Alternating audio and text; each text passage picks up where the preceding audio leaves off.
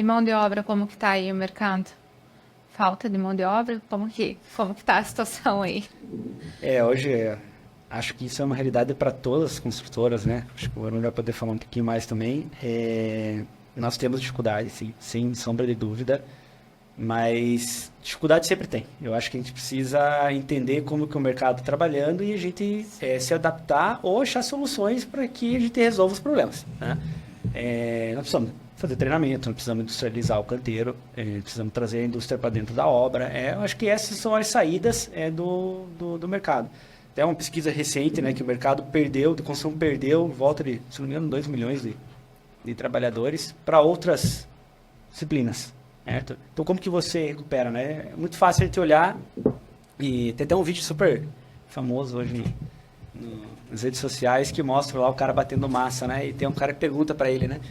Nossa, seu pai ou seu filho fez isso, né? Não existe mais. Você conhece um cara de 20 anos que tá batendo isso, massa na fachada? Ele, não tem mais. É muito difícil você encontrar essa realidade, né? Então, aquela função que passava, né? Às vezes de pai, de avô para pai, filho, não existe mais, né? O cara mais novo está se profissionalizando em outra coisa ou foi trabalhar em outro local que não a construção civil, né?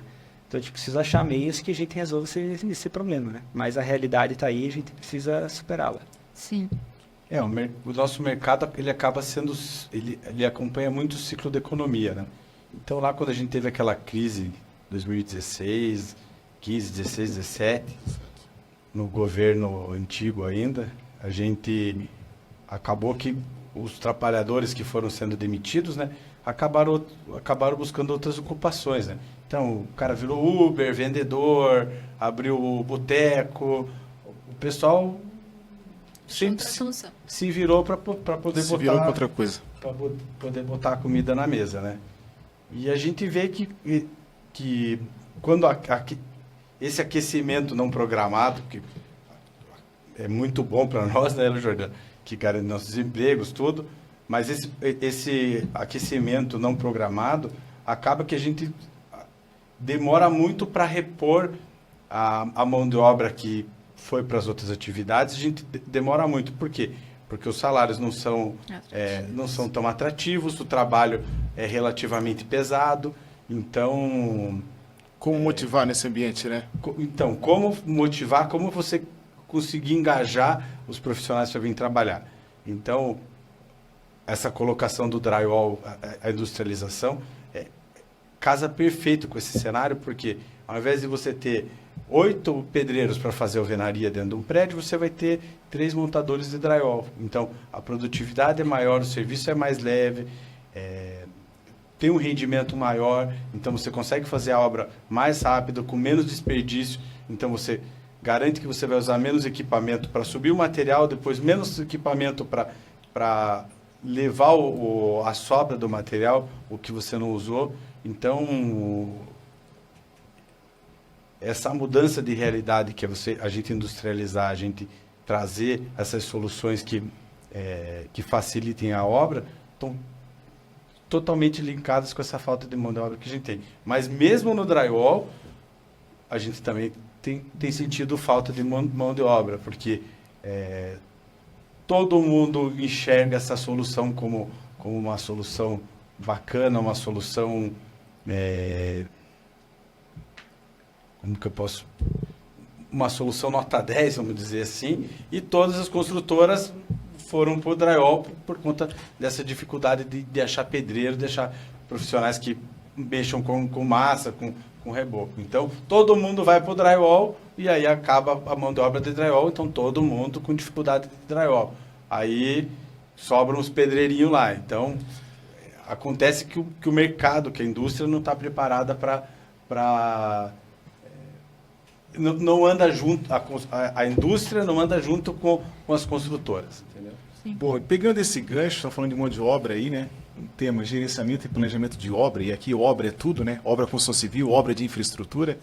Queria ver um comentário de vocês aí, que a gente vê, principalmente nas obras de infraestrutura, queria ver se na construção civil é isso, justamente por essa carência de profissionais na obra, naquele local, há uma importação de pessoas de outro estado, né? Porque a gente não consegue achar profissionais para suprir toda aquela demanda naquela cidade, e a gente vê pessoas vindo de outras cidades, outros estados, justamente porque falta profissional. A gente brinca, né? Sobra emprego, né? Porque quando a economia aquece, tem essa dificuldade, que somos todos técnicos, engenheiros, a gente sabe que a nossa é muito sensível à economia, como você falou, deu aquela crise, né? A engenharia ela vive tipo uma montanha-russa, né? Sobe e desce. Mas como é que uma empresa ela consegue, né, manter o seu padrão de equipe? Porque é tão ruim quando você treina, vai embora, que você gastou uma energia, né, para capacitar essa pessoa, né? E até a empresa, mais que a empresa seja a terceira, também a empresa sofre, né? O terceiro que você está contratando para ele prestar o serviço. Como é que vocês veem isso aí, essa questão aí da mão de obra hoje, que acaba misturando, né? A gente, por exemplo, estamos aqui em Curitiba, mas muitas obras vêm pessoal do Centro-Oeste, do Nordeste, justamente é a característica da falta de pessoas no local, né, para trabalhar. Acontece que, eu não sei se é uma questão, não de mercado, mas uma questão eu acho que de educação. As pessoas aqui de Curitiba acho que têm talvez um grau de instrução um pouco melhor, e a gente acaba que essas pessoas se alocam nos empregos melhores, principalmente na parte de indústria, né? Renault, Volvo, e a gente acaba trazendo bastante profissionais de fora, do interior do Paraná, do interior do Nordeste. Então, a gente estava com obras de alvenaria estrutural, a gente tinha bloqueiros do Nordeste, bastante bloqueiro do Nordeste, obras fora de Curitiba, pessoal do Tocantins, do Piauí. Então, a gente vê que esses profissionais assim, de mão de obra bruta, eles acabam vindo desses outros lugares. A gente tem bastante ainda gente daqui, mas eu te diria que é meio a meio, sabe? É exatamente isso. E a gente também perde muito profissional porque a gente está entre dois grandes polos de construção, né? Porque São Paulo tem muita obra e litoral de Santa Catarina também. Puxa bastante, né? Puxa muita mão de obra para lá. A gente tem mão de obra de fora, tem muito de Minas também, né? Pessoal de Minas. Eu acho que a gente precisa investir em controle, tá? Acho que esse é o nosso trabalho. A gente precisa treinar o pessoal e investir em controle de obra, tá? Então, para não perder a qualidade. Eu acho que esse é o nosso trabalho dentro do canteiro, é fazer o controle, vistoria, verificar se os itens estão de acordo com o que a gente precisa. Então, eu acho que o que vai fazer o cara ser bom ou ser ruim não é o local de onde ele veio, né? É o trabalho que ele tá realizando. Sim, é o treinamento, né? Exatamente. Capacitar a gente tem como premissa sempre capacitar. Quando a gente vê que a mão de obra não está capacitada, a gente tem os nossos mestres lá que tem 40, 50 anos de empresa, então a gente bastante. Aí a gente, esses mestres aí tem a didática de puxar a orelha da turma lá sem... Eu acho que daí vem também a questão, o Jordano falou da importância da entrega de qualidade, e vem mais uma vez a questão de procedimentos, e daí concordo contigo da questão de, muitas vezes a gente não consegue ter procedimentos tão fechados nessa personalização, principalmente na área de acabamentos, mas a importância de procedimentos quando a gente está falando de mão de obra com uma rotatividade muito grande, como é a da nossa indústria, ou de mão de obra terceira mesmo, de trabalhar com diferentes empreiteiros, porque a gente está aqui diante de duas construtoras que trabalham com entregas de alto padrão, e até acho que foi algo que o Thiago da Suel comentou, e algo que eu levo para mim, que ele fala, o cliente que está comprando meu apartamento, ele não quer saber a mão de obra que passou por trás, né? Ele comprou ele comprou a Laguna, ele comprou seja lá qual for a construtora. Então, se passou diferentes profissionais ali, o que importa é a empresa ter um procedimento por trás, né? Um procedimento estrutural, um procedimento da vedação, da esquadria, enfim, procedimento de impermeabilização, para que a entrega seja compatível para o cliente final. Acho que é aí que se ganha, né? No mercado de luxo, aí no mercado de altos valores de metro quadrado, é a compra satisfatória, né? Que isso vire propaganda depois. O cliente em primeiro lugar, né? a gente tem um trabalho de personalização, como comentei antes, mas que ele tira essa padronização, né?